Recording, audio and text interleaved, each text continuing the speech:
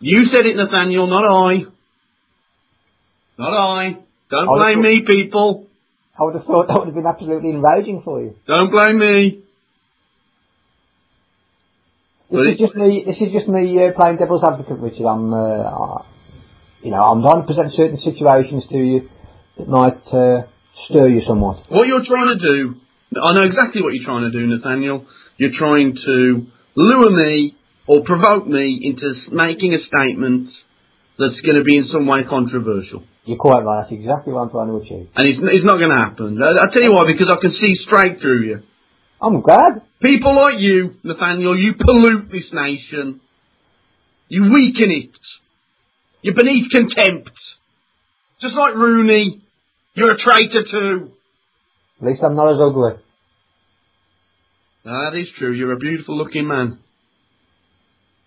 The passion has gone out of the game, Nathaniel. In general, football, the passion's gone. And I know the first day that it began.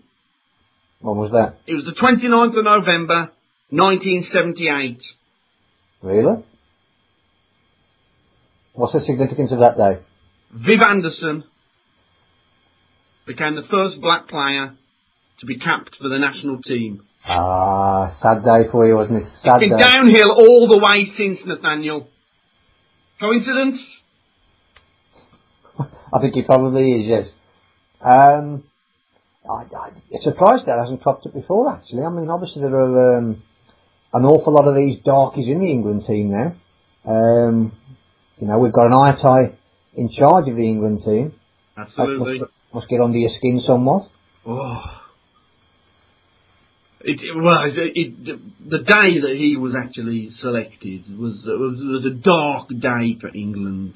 He looks like a picture, doesn't he? He looks like a scrotum, if you ask me. Viv Anderson, let's just get back to him briefly. Yeah. He played for Nottingham Forest and for Arsenal. Now, what does that tell you?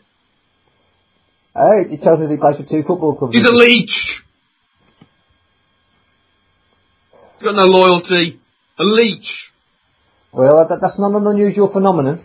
I think for a player to have two clubs through his career, he'd be considered incredibly loyal, actually. Playing for England, Nathaniel, should be determined by DNA, not by place of birth. Let's put the spine back into the team. And I suspect that Rooney wouldn't be eligible because of his Scottish heritage. Well, perhaps you should, again, get your concerns heard.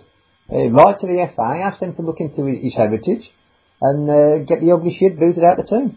His name, think about this, Nathaniel. His name is Rooney, which is of Irish descent, I believe. I can see that, I don't know. Irish descent. Look at his face, look at his head. Yeah. It's like a potato. Well, you make a fair point. I mean, it would come as something of a surprise to find out that Mr. Rooney had Irish descent. But, maybe it's a possibility. Any excuse to get him out of the team, frankly. I think he was birthed with his mother pleasuring herself by using some tuber out of the ground, squeezing it so the juices flowed, and somehow, by some miracle, Rooney was birthed. I do shudder to think at the state of her nether regions after giving birth to that, I have to say. Oh, he probably came out biting. Yeah, I believe he was punching her uterus on the way out. He came out biting, or teeth and claws. Yeah, grimaced on his face.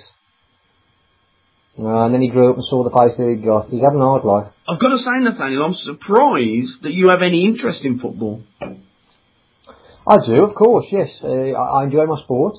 Again, it's another one of these generalisations that you're trying to kind of brand onto me, which is completely unfair.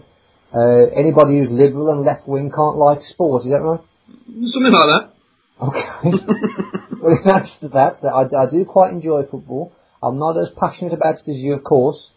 but I enjoy the spectacle. I enjoy the country uniting together and supporting their nation. Yeah. Well, that's good to hear. I'll tell you what, for once, you end on a positive note. Go on, that'll make a change. Quite a rousing speech you just made there, Nathaniel. I'm proud of you. Well, thank you very much. Thanks to you. Can I just say, it's been an absolute pleasure working with you this week. You said that without sarcasm, Richard. I did. I'll take it as a compliment. Thanks Good. very much. It's been a pleasure talking with you as well. And I hope the people at home listening have enjoyed it just as much as we have. I'm sure they have. That's it. Good night. Good night.